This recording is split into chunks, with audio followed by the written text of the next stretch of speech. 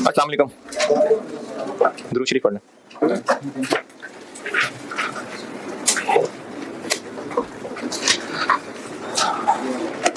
यहाँ भी बारिश है क्या? इसका मतलब गए ये लोग, तो काम नहीं ला सके और गए, ड्रॉप कर गए, ऑनलाइन पे चले गए। यार वो तो आप लोग कहते हैं पढ़ा नहीं जाता, तो फिर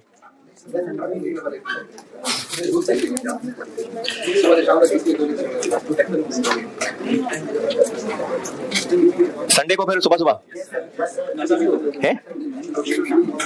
नहीं यार नहीं। FI1 क्या?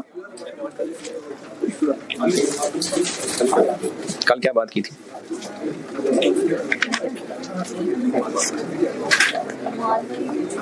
भेड़िया वाली।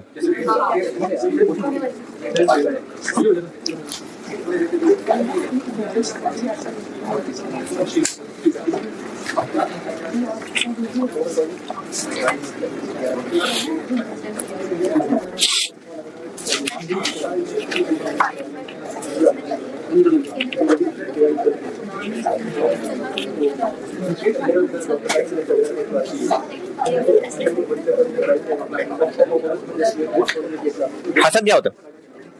हसद, हसद क्या होता है?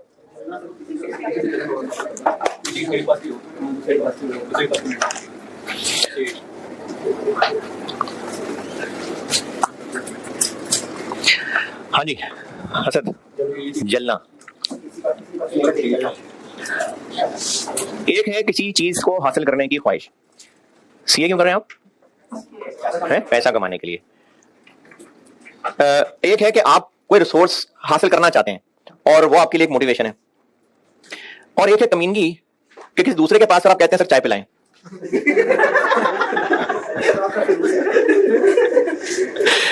अच्छा, हसद ये होता है कि दूसरे के पास क्यों है, मेरे पास क्यों नहीं है। और मोटिवेशन और हसद में ना बहुत थोड़ा सा डिफरेंस होता है कि किसी चीज की ख्वाहिश करने में कोशिश इस बात की कि मेरे पास वो फलानी अचीवमेंट आ जाए, ये अच्छी बात है, लेकिन साथ ये नेगेटिविटी कि उसके पास क्यों है, निकले उसके पास है, खत्म हो उसके पास है, ये नेगेटिविटी हसद है। और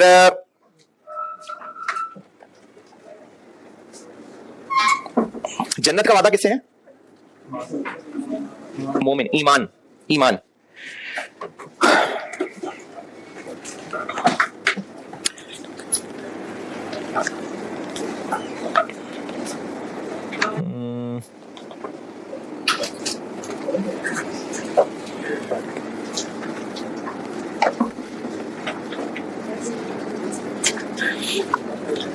अगर आप सोफे पे बैठे हुए हैं कहीं और आपका कोई दोस्त, भाई, बहन जो हाथी से बस 1-2 किलो ही हल्का है और वो आपको एडजस्ट करके बस सोफे पे बैठने की कोशिश कर रहा है, तो आप उठ जाएंगे, अच्छा भाई तू बैठ जा। तो दोनों नहीं बैठ सकेंगे। अब या आप बैठ सकेंगे, वो बैठ सकेगा। इवेंचुअली कौन जीतेगा? जिसमें ज्यादा ताकत होगी। जो निसाई 3109। सैयदना अबू हुरैरा रज़ियल्लाहु अन्हु से रिवायत है, रसूलुल्लाह सल्लल्लाहु अलैहि वसल्लम ने फरमाया बंदे के दिल में ईमान और हसद जमा नहीं हो सकते। यानी एक दिल के अंदर ईमान और हसद दोनों नहीं हो सकते।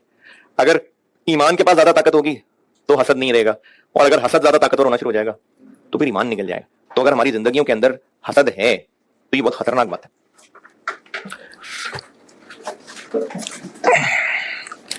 सवाल कल दिया था एक, और उसमें कहा था आपको कि रिक्वायरमेंट जो भी है बस आप सिर्फ वेरिएबल ओवरहेड्स के एफिशिएंसी और एक्सपेंडिचर और फिक्स्ड ओवरहेड्स के भी एक्सपेंडिचर और एफिशिएंसी और कैपेसिटी वेरिएंस निकाल लें। अच्छे बच्चों ने सवाल किया होगा।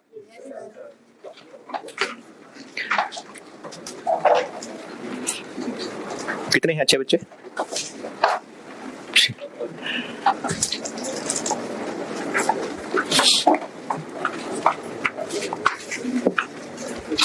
अच्छा, जो गंदे बच्चे हैं वो भी कम से कम सवाल पढ़ ले। मैं करता हूं 0 से। सवाल पढ़ ले, मैं करते लगाऊं। आपने किया है सॉल्व, बहुत अच्छी बात है, शाबाश, करना चाहिए था। नहीं किया तो चले अब पढ़ ले सवाल। मैं करता हूं बोर्ड पे। 1 मिनट सिर्फ। अच्छा, वो मासूम लोग जिनको ये भी नहीं पता कौन सा सवाल की बात हो रही है, ऑटम 17 अटेम्प्ट का था सिल्वर इंडस्ट्रीज के नाम से। मेरी बुक में पेज 186 पे क्वेश्चन नंबर 9। सवाल पढ़ लीजिए, इसकी रिक्वायरमेंट ए की वर्डिंग पॉइंट नंबर 2। अभी आपको कभी समझ नहीं आएगा, बस सिर्फ मैंने रिक्वायर किया था कि वेरिएबल ओवरहेड्स के दोनों और फिक्स्ड ओवरहेड्स के तीनों वेरिएंस निकाल दें। कैलकुलेशन दिखाता हूं सामने, फिर आपको मैं वो वर्डिंग समझा देता हूं कि रिक्वायरमेंट की वर्डिंग का मतलब क्या। जिन्होंने नहीं किया सवाल वो बेटे अब पढ़ ले सवाल। हाँ जी,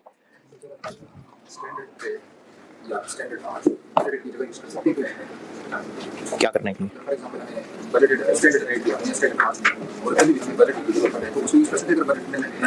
आप स्टैंडर्ड आर किसको कह रहे हैं?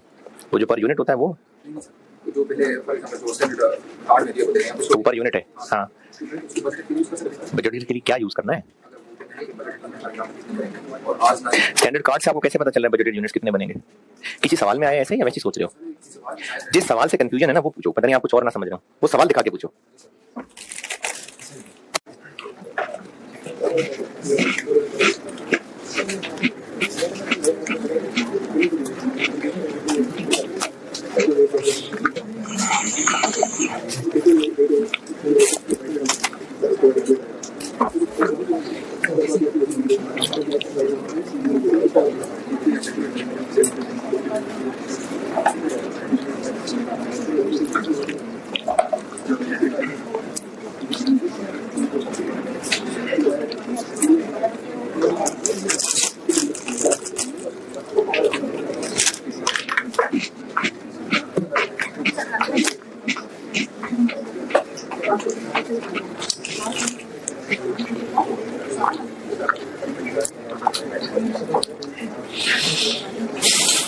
पार्ट ए, रिक्वायरमेंट 1 क्या है?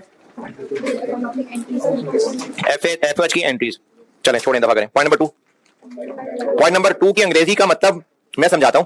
बस पॉइंट नंबर 2 की रिक्वायरमेंट जो मैंने कही थी वो ये थी कि हम लोग वेरिएंस कैलकुलेट करने लगे, और वेरिएंस कैलकुलेट करने हैं तो स्टैंडर्ड कार्ड बनाना पड़ेगा।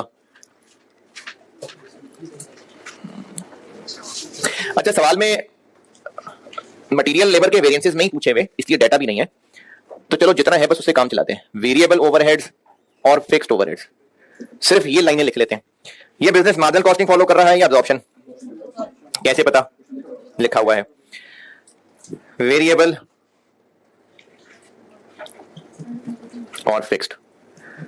स्टैंडर्ड कब बनता है? साल के शुरू में। बजट कब बनता है? तो ये स्टैंडर्ड कार्ड से ही बजट बनाया हुआ होता है। क्वांटिटी कहां है सवाल में, कहां ढूंढे? बजट की इंफॉर्मेशन से, अगर हम बजट से पर यूनिट निचोड़ लें तो वो स्टैंडर्ड ही होता है। तो बजट की इंफॉर्मेशन टेबल में आपको मिल रही है, यूनिट्स भी और टोटल आवर्स भी, तो डिवाइड कर लें।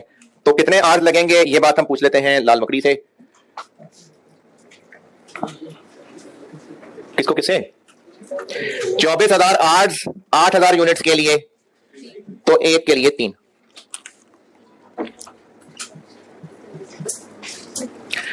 अच्छा, ये क्या होता है? OAR। अब अगर ये OAR है तो ये OAR पर आर है और ये OAR पर यूनिट है जी। Budgeted hours for actual production कुछ नहीं होता है। Budgeted hours for actual production कुछ नहीं होता है। ये तो ऐसी है कि अभी शाम को मैं सुबह के 7 बजे आऊंगा। एक्चुअल साल के एंड की चीज है, बजटेड साल के शुरू की चीज है। Budgeted hours for actual production कुछ नहीं होता। यह है स्टैंडर्ड कार्ड एक यूनिट के लिए। बजटेड यूनिट्स के लिए इसको इस्तेमाल कर लेंगे तो आंसर BH है। बजटेड यूनिट्स को 3 से मल्टीप्लाई करें तो वो BH होगा। लेक्चर नंबर 63 ओवरहेड्स का खास लेक्चर है। जब कोई मुश्किल लगे, तबियत में बेचैनी हो, आप वो लेक्चर सुने। यह है स्टैंडर्ड कार्ड एक यूनिट का। 3 घंटे एक यूनिट का स्टैंडर्ड है। अब अगर 3 घंटे को मल्टीप्लाई करेंगे बजटेड प्रोडक्शन से तो वो BH है, एक्चुअल प्रोडक्शन से मल्टीप्लाई करेंगे तो SH है। तो 24,000 बजटेड आवर्स है और 8,000 बजटेड प्रोडक्शन है। तो उसको मैंने पर यूनिट करने के लिए, यानी ये 24,000 BH दिए हुए हैं, 24,000 BH है, 25,000 क्या है? एक्चुअल AH है। तो BH दिए हुए थे, पर यूनिट बनाने के लिए मैंने बजटेड प्रोडक्शन से डिवाइड किया। देखो, ये मैंने वो जो सीमा वाला सवाल कराया था, बजट की इनकम स्टेटमेंट को अगर पर यूनिट निचोड़ लेंगे तो वो स्टैंडर्ड है। तो बजटेड आवर्स दिए हुए हैं, बजटेड यूनिट्स दिए हुए हैं, डिवाइड कर ले तो 1 यूनिट का स्टैंडर्ड आ जाएगा। ये दोनों ढूंढते हैं कहां क्या इंफॉर्मेशन है। अगर टेबल में ही ढूंढे तो बजट की लाइन के सामने आपको ओवरहेड्स भी नजर आ रहे हैं, तो वो बजटेड ही होंगे, 3.6 मिलियन। कौन से हैं ये टोटल है, वेरिएबल एंड फिक्स्ड हैं ये। तो अगर उनको यूज कर लें तो ये निकलेगा, ये निकलेगा कौन सा? है, दोनों का टोटल निकलेगा, ये निकलेगा। चलो ये निकालते हैं। 36 लाख को अगर मैं डिवाइड कर दूं 8000 से तो ये 450 ये होगा ना, दोनों का टोटल, या ये होगा? नहीं, टोटल तो होगा, ये इनका टोटल होगा, किसका टोटल होगा? क्यों? क्योंकि मैंने यूनिट से डिवाइड किया है। तो अगर 8000 से डिवाइड, अच्छा अगर 24,000 से डिवाइड कर लें तो वो ये आ जाएगा। लेकिन बताने के मकसद ये है कि 36 लाख जो है वो ये है, ये इन दोनों का टोटल है। अब अगर हमें ये पता चल गया और इनमें से कोई एक और पता चल जाए तो दूसरा फाइंड हो जाएगा। देखें और क्या सवाल में इंफॉर्मेशन है। इस टेबल के नीचे फिक्स्ड ओवरहेड्स बताएं, यानी अब हम लोग फिक्स्ड ओवरहेड्स पता लग गए तो ये भी जान सकते हैं। अब आप चाहे ये निकाल लें चाहे ये निकाल लें, चलें ये निकाल लेते हैं, फिक्स्ड ओवरहेड्स निकाल लेते हैं। 12 लाख को 150, और अगर ये 150 है तो ये 300 है। 3 घंटों का 300 है तो एक का 100, 3 घंटों का 150 है। ये स्टैंडर्ड कार्ड बन गया। वेरिएंस के सवाल में पहले स्टैंडर्ड कार्ड बनाएं फिर आगे चलें।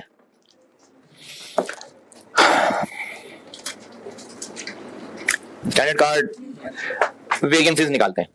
Variable overheads spending variance, formula standard rate into actual hours minus actual rate into actual hours. Standard rate 100, actual hours दिए हुए हैं 25,000। ये क्या चीज होती है? एक्चुअल वेरिएबल ओवरहेड्स हैं कहीं? अब ये बिल्कुल वही काम है जो कल वाले सवाल में किया था।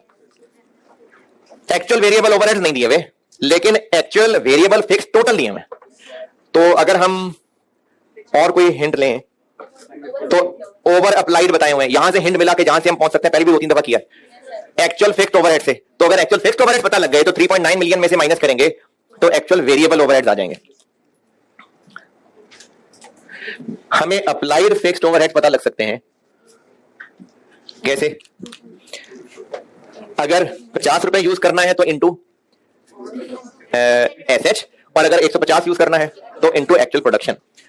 तो एक्चुअल प्रोडक्शन दी हुई है, एसएच के चक्कर में फिलहाल नहीं पड़ते।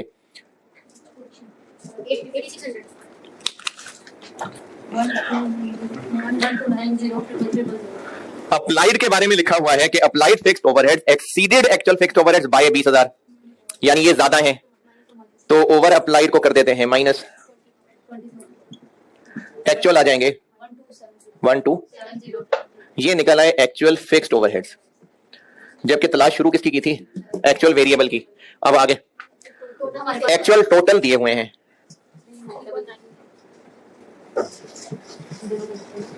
तो इन दोनों का डिफरेंस होगा 2630। ये होंगे एक्चुअल वेरिएबल ओवरहेड्स। ये काम ना एग्जामिनर को बड़ा पसंद है। मल्टीपल सवालों में ऐसे हुआ है कि फिक्स्ड और वेरिएबल कंबाइंड दिए हो, उनको तोड़ना हो, चाहे वो स्टैंडर्ड हो चाहे वो एक्चुअल हो। टोटल में से वेरिएबल फिक्स तोड़ना, ये अक्सर टेस्ट होता है। तो एक्चुअल फिक्स तो एक्चुअल वेरिएबल ओवरहेड्स हो गए 2630 और वेरिएंस बन गया 130 एडवर्स।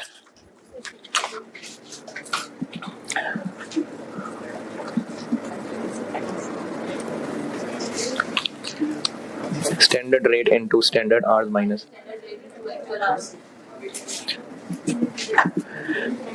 स्टैंडर्ड आवर्स पूछ लेते हैं हरी मकड़ी से। हाँ जी, एसएच 8600 यूनिट्स बनाए, एक के लिए 3।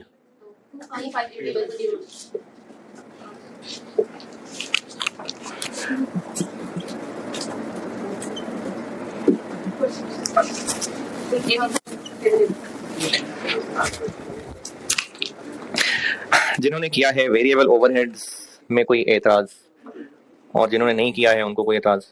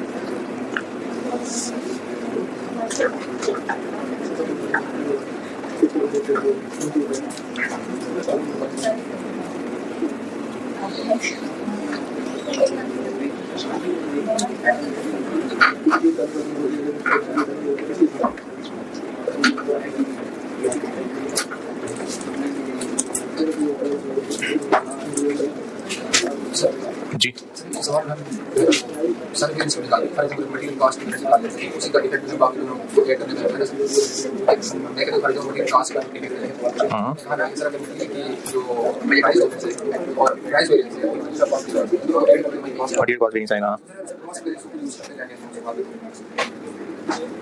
सर वेरिएंस निकालना है इस तरह का मतलब ओवरहेड है सर इसके पहले वेरिएंस निकालते हैं तो अच्छा अच्छा ये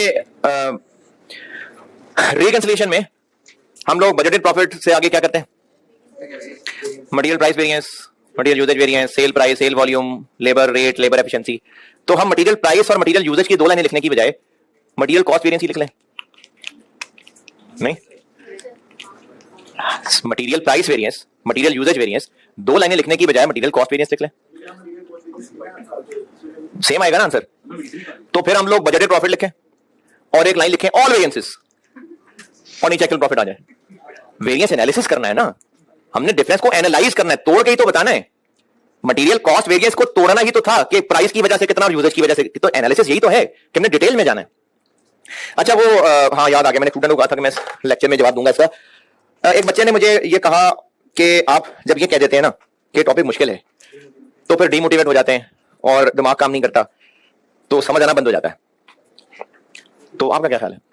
ऐसे ही है, फर्क पड़ता है। देखिए दो डिफरेंट अप्रोचेज हैं। अगर एक बच्चे को टीका लगाएं और उसको कहें कि नहीं बेटा कुछ नहीं होता, तो कुछ होगा, पता लगेगा उसको। ऐसा नहीं कि पता ही नहीं लगेगा, लेकिन अगर उसको पहले ही डरा दें जैसे तलवारें चलने लगी हैं और फिर इंजेक्शन लगेगा तो वो कहेगा अच्छा बस इतना ही था।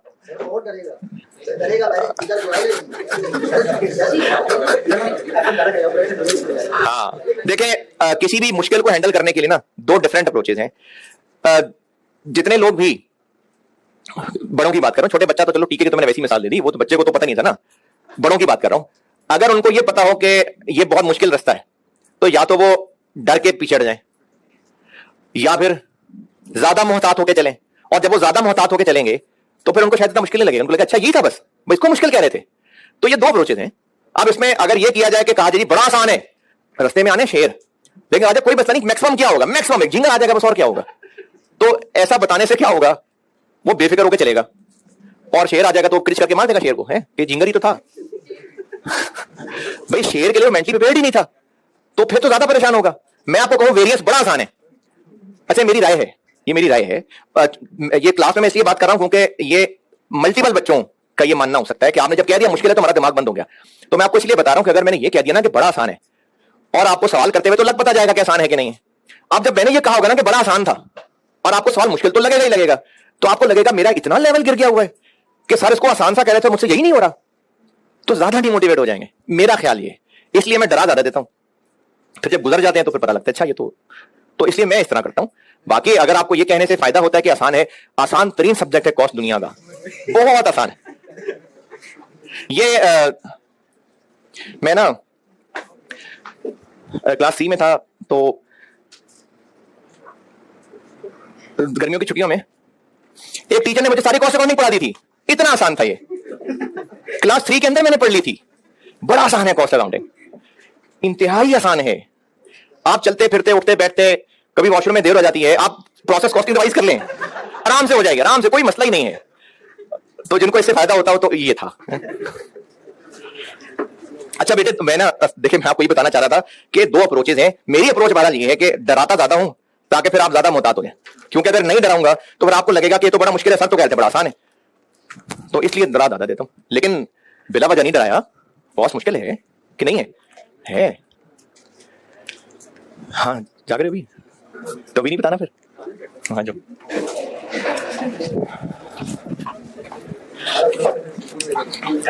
Fixed overhead spending variance,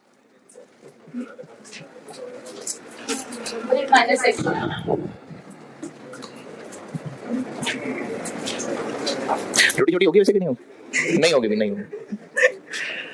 budgeted minus actual, budgeted fixed overheads दिए हुए हैं 12 लाख माइनस एक्चुअल 1270000, तो 70,000 negative. Fixed overheads efficiency variance,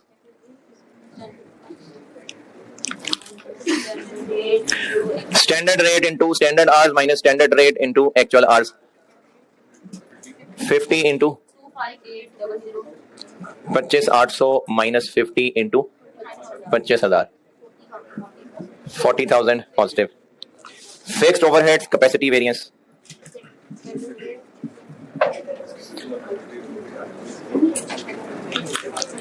हाँ जी, standard rate into actual hours minus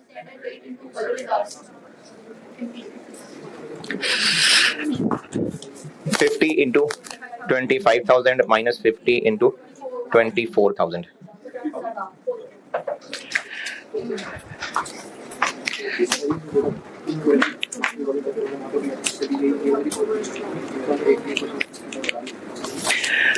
अच्छा, अभी इस मसले के अलावा कि कैसे पता चल रहा है कि variable overhead spending variance efficiency variance fixed overhead spending efficiency capacity निकालने हैं, ये कैसे पता चल रहा है? अभी ये नहीं बताया, अभी बस मैंने कहा था निकालने हैं। कैसे किए हैं इसमें बताएं, कोई मसला है? हाँ जी यार, मर तो नहीं गया, ठीक हो? हाँ जी, क्या नहीं समझ आया? बॉक्स में तो मैंने बहुत कुछ लिखा है, 2 लिखा हुआ है, ये 30, 100, 150, कौन सा वाला बड़ा बॉक्स? इसमें से क्या, ये क्या किया है? कल थे क्लास में, पक्की बात है, और वो एंड तक थे, हम लोग एंड बहुत एंड पे चला गया था, लेकिन ये एक्चुअल वेरिएबल ओवरहेड्स हैं। हमें एक्चुअल वेरिएबल ओवरहेड सवाल में दिए होते तो यहां लिख लेते। एक्चुअल वेरिएबल ओवरहेड देने की बजाय फिक्स्ड और वेरिएबल टोटल दिए हुए हैं। ये जो पहला सवाल में टेबल दिया हुआ है, इसमें आखिरी कॉलम समझ आ रहा है क्या है? क्या है? एक्चुअल नहीं है, आखिरी कॉलम कह रहा हूं, कॉलम कॉलम। हाँ बेटे, आपसे पूछ रहा हूं, बताओ ना यार, टेबल में आखिरी कॉलम क्या है? कंबाइन है ना, वेरिएबल एंड फिक्स्ड ओवरहेड मतलब कंबाइन है, और इसमें लास्ट लाइन एक्चुअल की है, तो एक्चुअल वेरिएबल और फिक्स्ड टोटल दिए हुए हैं, जबकि हमें जहां पर लिखने थे सिर्फ वेरिएबल और यहां पर चाहिए थे सिर्फ फिक्स्ड एक्चुअल। इसमें एक्चुअल फिक्स्ड ओवरहेड चाहिए, ये एक्चुअल वेरिएबल ओवरहेड चाहिए, जबकि दिया आपको इन दोनों का टोटल हुआ है। तो इनको तोड़ना कैसे है, इसके लिए हिंट ये दिया हुआ था, ये पहले भी 2-3 सवालों में कर चुके हैं कि आपको अप्लाइड अंडर या ओवर से एक्चुअल फिक्स्ड ओवरहेड मिल सकते हैं। कैसे? पहले OAR से अप्लाइड फिक्स्ड ओवरहेड निकाले, OAR पर unit into actual production, applied fixed overheads आ गए। सवाल में लिखा हुआ है कि applied fixed overheads actual fixed overhead से 20,000 ज्यादा हैं, तो इसमें से 20 माइनस किए, एक्चुअल फिक्स्ड ओवरहेड्स आ गए। अब ये जो सवाल में 3.9 मिलियन दिए हुए थे टोटल, इसमें से फिक्स माइनस किए तो एक्चुअल वेरिएबल रह गए। ये यहां इस्तेमाल कर लिए, और जो एक्चुअल फिक्स्ड है वो यहां इस्तेमाल कर लिए। और पूछे मसला?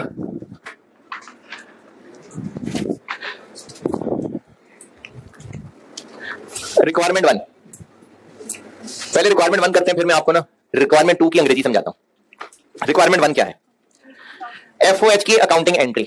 अच्छा, FOH की अकाउंटिंग एंट्री यानी वो जो अकाउंटिंग एंट्रीज वाला चैप्टर था, उस चैप्टर तक मैंने FOH वेरिएबल और फिक्स में तोड़े हुए थे। उस चैप्टर तक वेरिएबल और फिक्स में तोड़ा था FOH को? मैंने नहीं तोड़ा था। तो वापस चलते हैं, क्या क्या FOH की एंट्रीज होती थी? 3 थी, एक्चुअल की, अप्लाइड की और ओवर अंडर की। एक्चुअल की क्या थी? एक्चुअल FOH की एंट्री, FOH कंट्रोल डेबिट और कैश या पेएबल या एक्यूमुलेटेड डेबिट। इस सवाल में कहीं, अच्छा फिर बता रहा हूं, इन एंट्रीज को करते हुए कहीं हमने तब तक फिक्स्ड और वेरिएबल तोड़े हुए थे या टोटल ही चल रहे थे? टोटल थे ना, तो टोटल एक्चुअल FOH कहां है सवाल में? तो ये एंट्री कितने से हो जाएगी?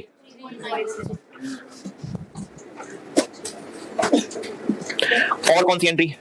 अप्लाइड वाली। क्या एंट्री होती है अप्लाइड की? वर्क इन प्रोसेस डेबिट और FOH कंट्रोल क्रेडिट। किस अमाउंट से? अप्लाइड से। तो अप्लाइड कैसे निकालें? 450 per unit into actual production, हाँ जी 3870। अच्छा ये ना मैं वेरिएंस से पिछले दिनों की बात कर रहा हूं, वेरिएंस, मार्जिनल एब्जॉर्प्शन, इससे भी पहले की बात कर रहा हूं। प्रोसेस कॉस्टिंग पढ़ते पढ़ते आपको मैंने डबल एंट्री वाला चैप्टर पढ़ाया था, कॉस्ट फ्लो इन प्रोडक्शन। उसमें ये 3 एंट्रीज पड़ी थी, एक्चुअल एफओएच को रिकॉर्ड करने की, अप्लाइड एफओएच को रिकॉर्ड करने की और अंडर ओवर अप्लाइड को रिकॉर्ड करने की। अभी मैं वेरिएंस से पीछे आ गया, देखा साइड पे आ गया बिल्कुल। एक्चुअल एफओएच की एंट्री, अप्लाइड एफओएच की एंट्री, और इन एंट्रीज को करते हुए हम एफओएच कौन से ले रहे होते हैं, फिक्स या वेरिएबल? टोटल ले रहे होते हैं ना। तो अप्लाइड के लिए मैंने 450 पर यूनिट लिया है, 450 पर यूनिट ओआर है इनटू एक्चुअल प्रोडक्शन, तो ये आ गया अप्लाइड एफओएच। तीसरी एंट्री अंडर है ओवर है, अप्लाइड ये है, एक्चुअल ये है, अंडर अप्लाइड है। और अंडर अप्लाइड कहां चार्ज करना है सवाल में बताया होगा। तो अंडर अप्लाइड की entry P&L debit, FOH control credit, कितना 30,000।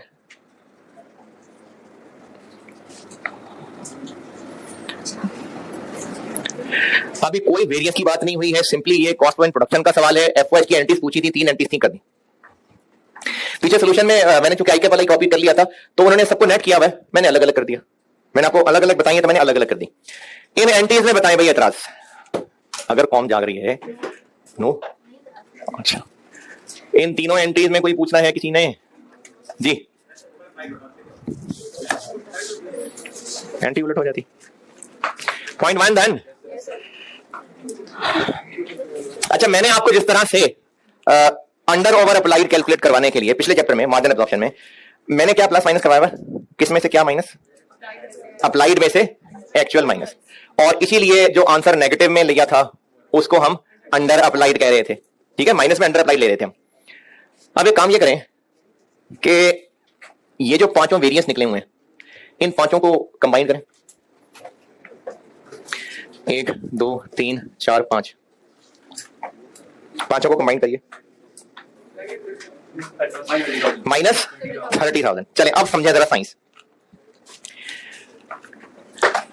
फिक्स्ड ओवरहेड्स एफिशिएंसी वेरिएंस और फिक्स्ड ओवरहेड कैपेसिटी वेरिएंस, इन दोनों को ऐड कर दें तो क्या बन जाता है?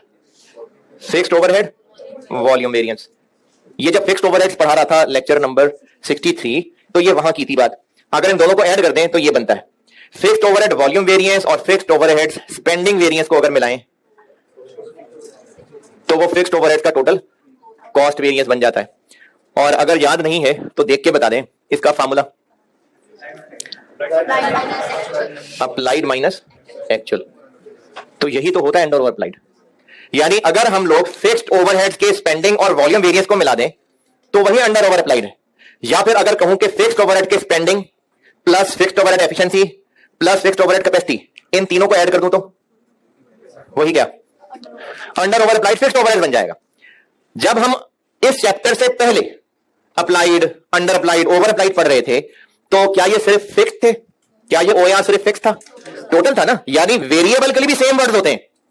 आदो के पिछले चैप्टर में हम कर सिर्फ फिक्स को रहे थे, वरना ओएआर वेरिएबल का भी है। ये कौन सा अप्लाइड है? सिर्फ फिक्स्ड है? दोनों हैं। ये कौन सा अंडर अप्लाइड है? सिर्फ फिक्स्ड है। यानी वेरिएबल में भी अप्लाइड अंडर अप्लाइड बहरहाल होते हैं। तो इन तीनों को जोड़ना fixed overhead under over applied आ गया। ये बात समझ आती है कि बेहोश पड़े में जितने लोग जाग रहे हैं? Fixed overhead spending variance, fixed overhead volume variance को मिलाएं तो अंडर ओवर अप्लाइड, या अगर इसको तोड़ दें fixed overhead spending variance plus fixed overhead efficiency plus fixed overhead capacity, इन तीनों को मिलाएंगे तो क्या बनेगा? Under over applied fixed overhead. यही सलूक, यही टर्म्स अगर मैं फिक्स्ड की बजाय वेरिएबल के लिए बोलूं, यानी वेरिएबल स्पेंडिंग और वेरिएबल एफिशिएंसी को ऐड करेंगे तो अंडर ओवर वेरिएबल बन जाएगा। और अगर मैं इन सब को ऐड कर दूं तो यही 30,000 बन जाएगा। इसीलिए 30,000 बन रहा है इन पांचों को ऐड करके। ओके, अब अंग्रेजी पढ़ते हैं। Point number 2 required. पहला वर्ड छोड़ के आगे क्या लिखा है? जस्ट पहला वर्ड छोड़े, आगे क्या लिखा है? Under over applied FOH, fixed FOH के वेरिएबल एफओएच, दोनों की बात हो रही है ना। अंडर और ओवर अप्लाइड एफओएच यानी 30,000। पिछला वर्ड क्या है? एनालाइज। ये वर्ब है एनालिसिस का, वर्ब नाउन। एनालाइज वर्ब है, एनालिसिस का वर्ब एनालाइज है। तो वो कह रहा है आपसे एनालाइज करने को, मतलब वेरिएंस एनालिसिस करने को, और वेरिएंस एनालिसिस करना है। एनालाइज 30,000, आगे इनटू, यानी इसको फॉलोइंग वेरिएंसेस में तोड़ना है। क्या क्या? इधर मेरे बोर्ड पे भी देखिएगा क्या क्या है? एक्सपेंडिचर। ये देखें एक्सपेंडिचर, आगे एफिशिएंसी एंड कैपेसिटी। तो अंडर ओवर अप्लाइड एफओएच को तोड़ें, एनालाइज इनटू इन पांचों में।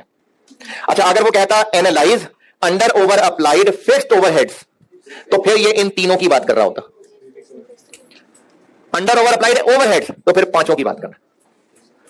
ओके, तो ये वर्डिंग बड़ी पसंद है एग्जामिनर को, ये मल्टीपल टाइम्स टेस्ट हुई है कि ओवरहेड्स के अंडर ओवर अप्लाइड का कहा हो और फिर उसको एनालाइज इनटू, तो इसका मतलब ओवरहेड्स के वेरिएंसेस निकालने को कह रहा है। और एक काम इसमें इखलाकन और कर दें कि जब ये पांचों वेरिएंस निकाल लें तो इन सबका ना एक ग्रैंड टोटल कर दें, जो कि क्या निकला, नेगेटिव। और हमने जो फार्मूले जैसे बनाए हुए हैं, नेगेटिव अंडर अप्लाइड आता है कि ओवर अप्लाइड, तो इसको कह दें अंडर अप्लाइड। ये अब ऑफिशियली पार्ट 2 का आंसर बन गया। पांचों वेरिएंस निकालने के बाद एंड पे इनका ग्रैंड टोटल कर दें और उसको कह दें ओवर या अंडर अप्लाइड एफओएच। ये है पॉइंट 2 का सॉल्यूशन, ये पॉइंट 1 का है और ये सारा पॉइंट 2 का सॉल्यूशन।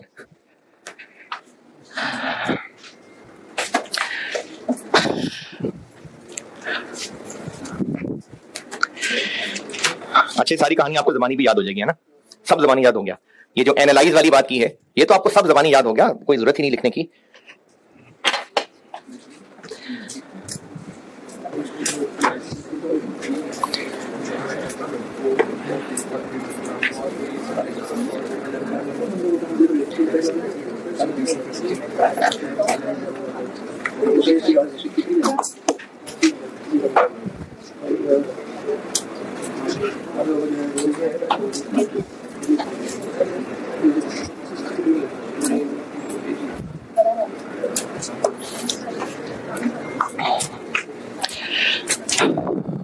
बता दूं,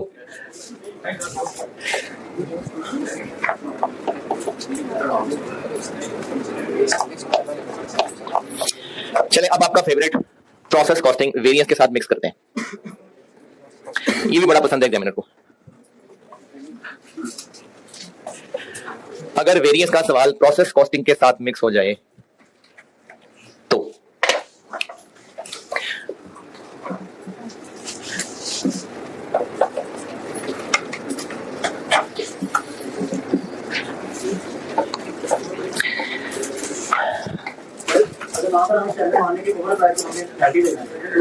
किसको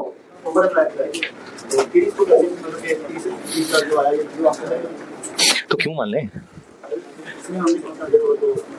लेकिन हमने वेरिएंस में तो फार्मूले बुजुर्गों के डिजाइन ही ऐसे हैं ना, तो इसलिए इसमें तो प्लस माइनस इंपॉर्टेंट है जिस तरह से डिजाइन है। नहीं लगाना ब्रैकेट, ना लगाए, अंडर अप्लाइड है। आप कह रहे हैं कैसे पहचाने कि अंडर अप्लाइड है कि नहीं, तो इसीलिए तो कहा है ना कि नेगेटिव से ही पहचान रहे होंगे इस सवाल में, इसीलिए तो मैंने उनका टोटल करवाया है।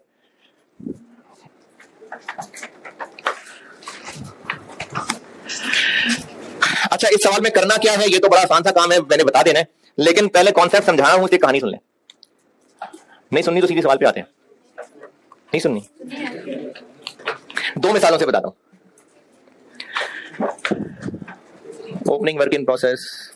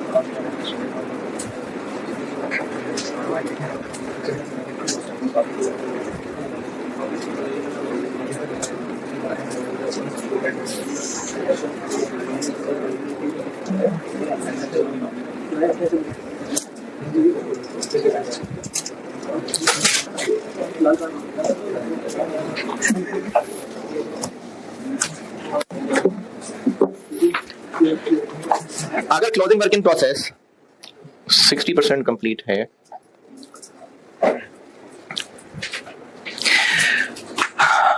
स्टैंडर्ड कार्ड था, अच्छा ये अगर का लफ्ज ऐसी लगा दिया मैंने, अगर नहीं है, बस वर्क इन प्रोसेस 60%। और स्टैंडर्ड कार्ड में डायरेक्ट लेबर है 3 आवर्स और ये है 100 रुपए। लेबर एफिशिएंसी वेरिएंस का फार्मूला,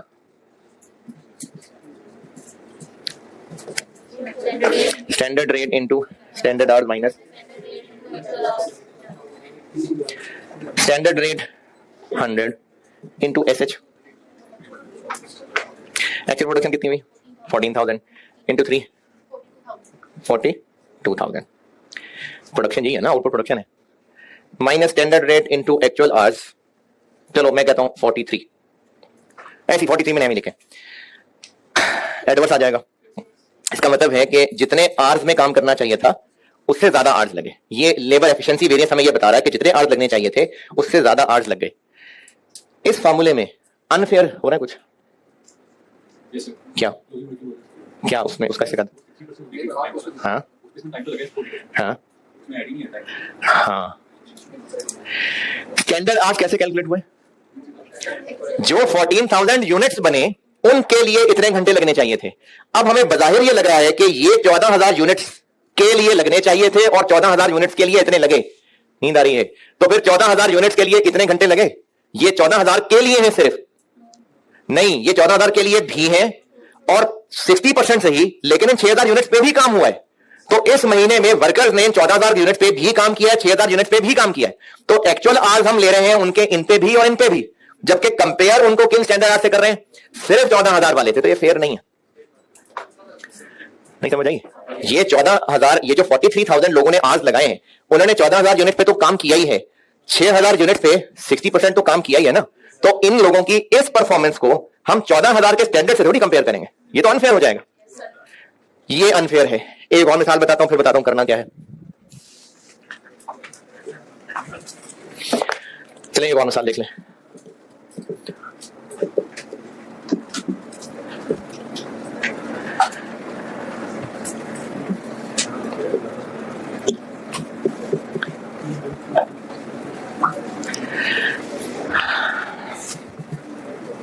स्टैंडर्ड था direct material 4 kg at the rate of 100। Material usage variance का formula, standard cost into standard quantity minus standard cost into actual quantity. चलें स्टैंडर्ड क्वांटिटी कितनी? प्रोडक्शन एक्चुअल इनटू 4 किलो,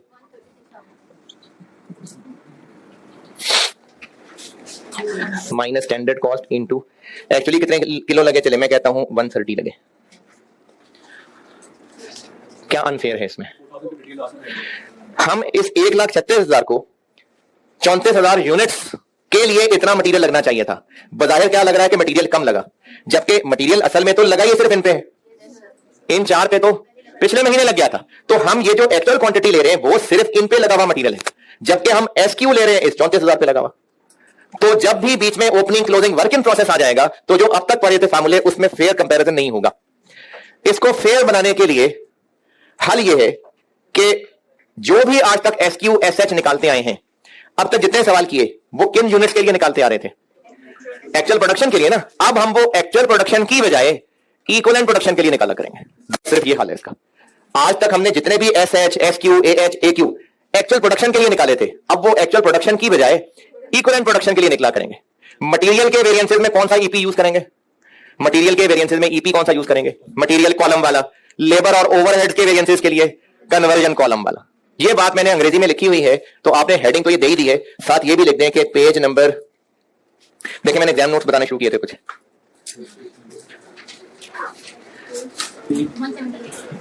और इसमें note number देख लें आप 5। चले ठहरे ठहरे, एक बात और सुन लें। ईपी किस मेथड से? फाइफो से कि एफको से? इक्विवेलेंट प्रोडक्शन भी तो अलग अलग है ना, फाइफो मेथड से अलग था, एफको से अलग था। हाँ जी, क्वेश्चन में चले उसने कह दिया एफको, तो एफको से ईपी लगा लें। ओपनिंग तो चलो होता है नॉर्मली सवालों में, फिर अगर सवाल वाला एफको कह रहा है फिर, लेकिन एफको में तो, एफको में ईपी में क्या आता है? पहली लाइन क्या आती है एफओ में, कंप्लीटेड, तो वो तो फिर 34 आ जाएंगे। तो इसलिए वेरिएंस में हमने जब ईपी यूज करनी होगी तो वो निकलेगी ही 5 से। अब नोट नंबर 5 पढ़ लें।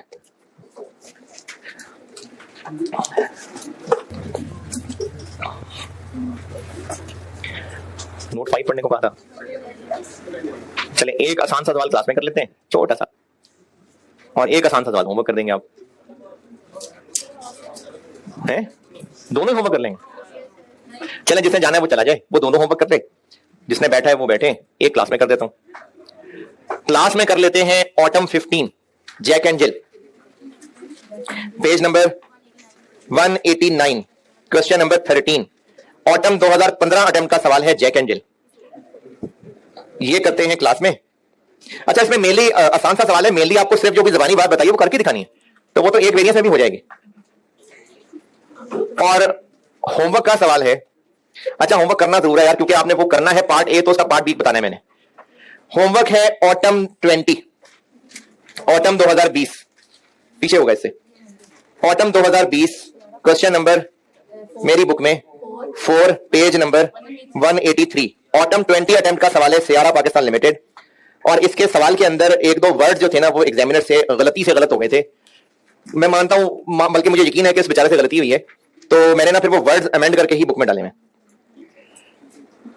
वो क्या गलती से गलत हुए थे वो आप सवाल करके आएंगे तो बताऊंगा।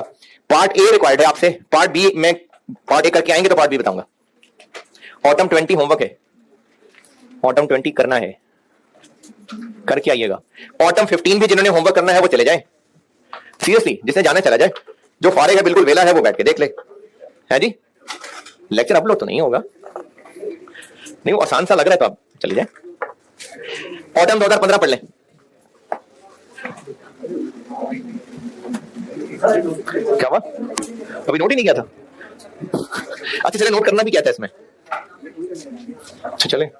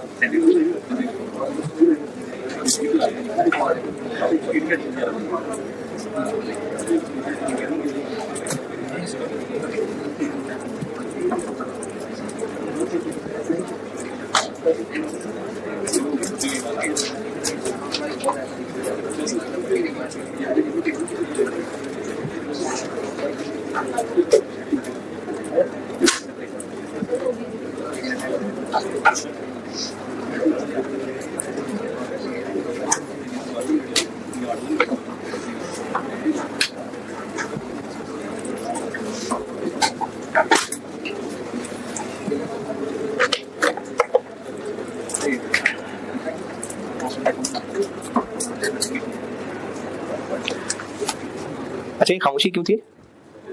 क्या पढ़ रहे थे आप? ऑटम 15 पढ़ रहे थे आप? पढ़ लिया? पढ़ ले पढ़ ले पढ़ ले।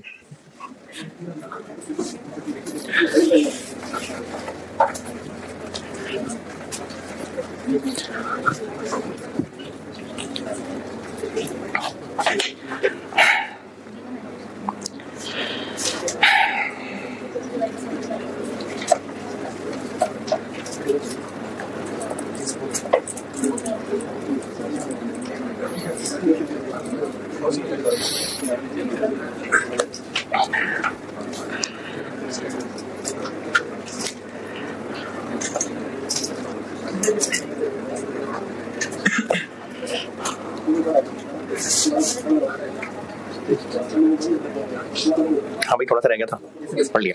पार्ट ए, ये तो आपके बाएं हाथ का खेल है ना, इक्विवेलेंट प्रोडक्शन है, तो इक्विवेलेंट प्रोडक्शन से पहले क्वांटिटी स्केड्यूल बनाना पड़ेगा। ओपनिंग वर्क इन प्रोसेस, हाँ जी 8,000, input 50,000, closing work in process 7,000, normal loss है जी। रेहान ये ऑन करना है, वो स्क्रीन ऑन करनी है ना, ये कैमरे के सामने इधर ही है ना, हाँ वो स्क्रीन ऑन कर दो। हाँ जी, नॉर्मल लॉस 3%, इंस्पेक्शन स्टेज 90%।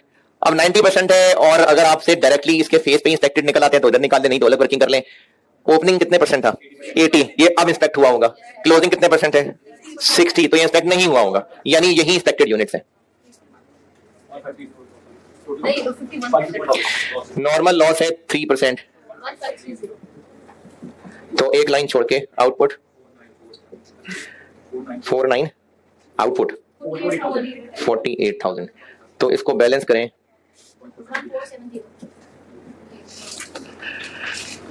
ये तो ऐसी हंसते बन जाएगा, है ना। अच्छा, मैंने ना प्रोसेस कॉस्टिंग में प्रोसेस 2 का केस 3 पढ़ाते हुए बात की थी, दोबारा बता रहा हूं, अगर आप भूल गए हैं या बिल्कुल भी नहीं पता तो आप लिख लें कि अगर प्रोडक्ट और मटेरियल की क्वांटिटीज डिफरेंट हैं तो क्वांटिटी स्केड्यूल में किसकी क्वांटिटी आती है?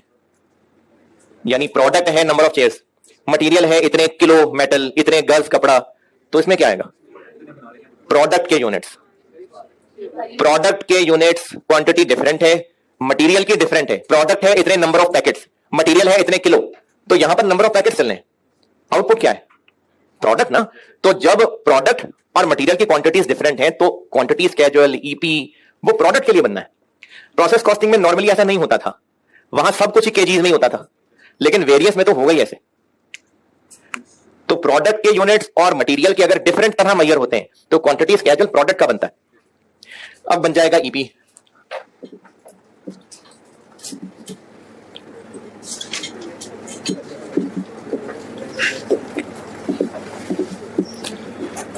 अगर ये ईपी अलग से ना भी रिक्वायर करता तो पता चल रहा है प्रोसेस कॉस्टिंग का सवाल है, तो फिर भी हमें ये बनाना पड़ता। बस इसमें आसानी ये हुई कि आपको 5 नंबर देने थे उसने, इसलिए अलग से पूछ लिया। 5 है तो ओपनिंग की भी लाइन आएगी, और कन्वर्जन के एतबार से ये 20, 1600, स्टार्टेड एंड कंप्लीटेड। 48 में से 8 निकाल दें तो 40 और 40। Closing work in process 7,000, material पूरा है, कन्वर्जन 60% है। 7,000 और 4,200।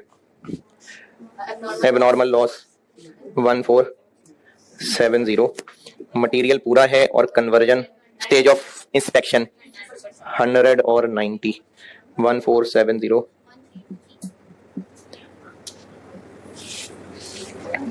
48,470। 47,123।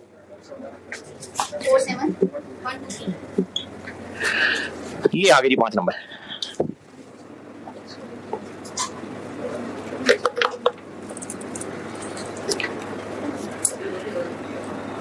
है जी, बताओ शर्माओ नहीं।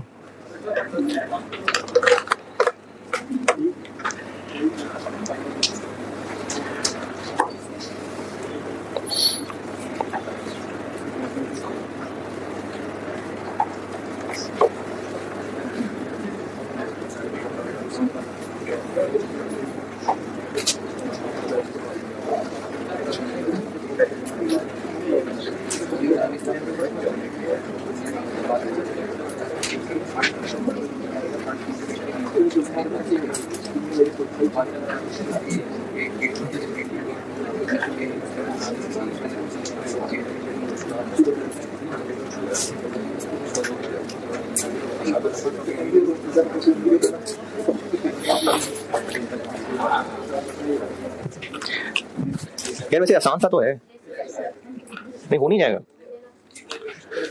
अच्छा चल 2 निकाल देता हूँ बस। मटेरियल प्राइस वेरिएंस है, दो बस, सिर्फ दो। केस 1 है, केस 2 है।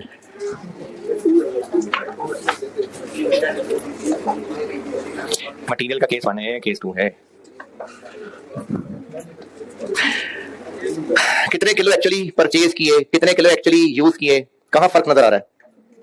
कहीं भी नहीं है, तो बस परचेज यूज बराबर है, केस 1 है। स्टैंडर्ड कॉस्ट, हाँ देखा ना जल्दबाजी में, यार बल्कि कर ही लेंगे यार आप लोग हैं।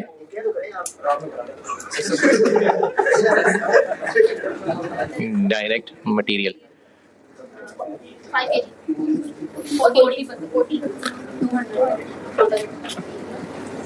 ले भाई, अब तो सारा ही होगा।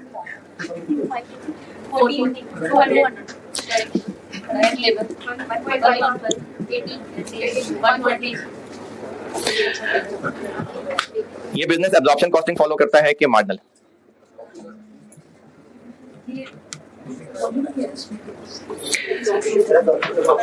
सवाल की आखिरी requirement fixed overhead, volume variance, और दूसरी निशानी स्टैंडर्ड कार्ड में आपको ओवरहेड्स लिखे नजर आ रहे हैं, सिर्फ वेरिएबल नहीं पूरे, तो ये एब्जॉर्प्शन फॉलो करता है, लेकिन हमें इनको तोड़ना पड़ेगा।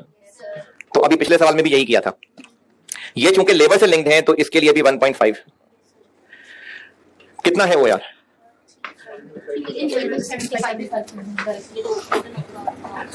डब्बे में क्या लिखा हुआ है? 130% ऑफ। अब आपने अगर इसका 130% लिया तो वो इसका टोटल आएगा, इसका 130 लिया तो इसका टोटल आएगा, जिसका मर्जी कर लें। 120 का कर लेते हैं, 120 का 130%, 156। अब इन दोनों में से कोई एक पता चल जाए तो दूसरा भी पता चल जाएगा। पिछले सवाल में भी बिल्कुल यही काम किया था। फिक्स्ड ओआर पता चल सकता है आपको, बजटेड फिक्स्ड ओवरहेड्स भी बताए हैं कितने हैं, और नहीं यहां नहीं कर रहा, मकड़ी से पूछते हैं। और नॉर्मल कैपेसिटी बताइए, 3 million divided by 75,000 hours units, तो इसका मतलब जो ओआर निकलेगा, ये फिक्स के सामने कहां लिखूं, ये इधर आएगा। अब इसको ऐसे ऐसे करके खेल लेते हैं, ये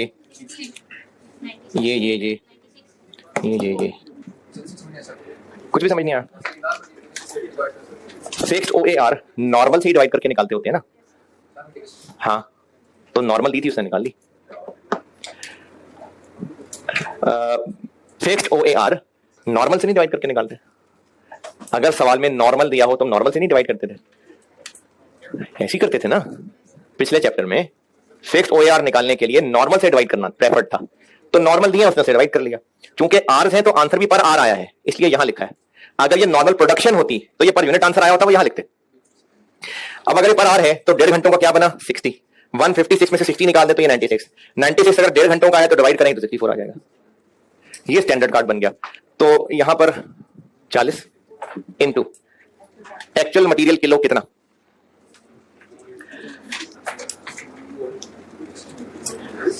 एक्चुअल मटेरियल किलो कितना,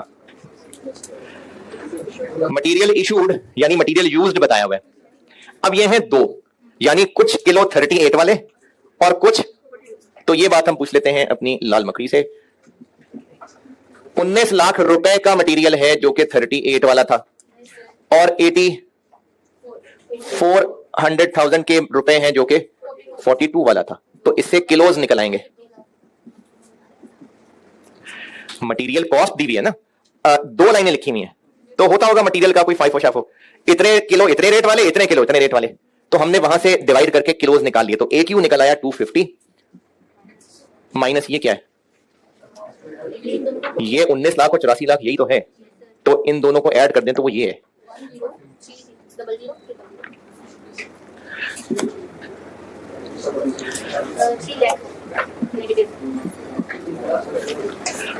अच्छा एक और बस, एक बस, सिर्फ एक, material usage variance, standard cost into standard quantity minus standard cost into SQ, यही जो अभी टॉपिक सिखाया है। अब मैं इस 5 किलो को किससे मल्टीप्लाई करूं? एक्चुअल प्रोडक्शन से नहीं, इक्विवेलेंट प्रोडक्शन से। ठीक है, बस ये सिखाया इसमें, सिर्फ ये फर्क पड़ेगा। हो गया सवाल, कर लिया आपने। पहले जो SQ SH वगैरह एक्चुअल प्रोडक्शन से मल्टीप्लाई करके निकलता था, अब वो एक्चुअल की बजाय इक्विवेलेंट से मल्टीप्लाई करेंगे। तो SQ निकालने के लिए 5 किलो इंटू ये पूछते हैं अपनी हरी मकड़ी से।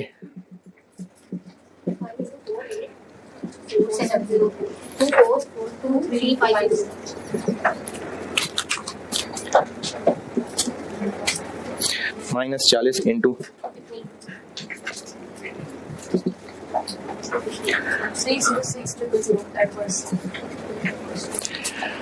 बाकी हो गया, हो जाएगा। SH कैसे निकालेंगे? लेबर के वेरिएंसेस में SH कैसे निकलेगा?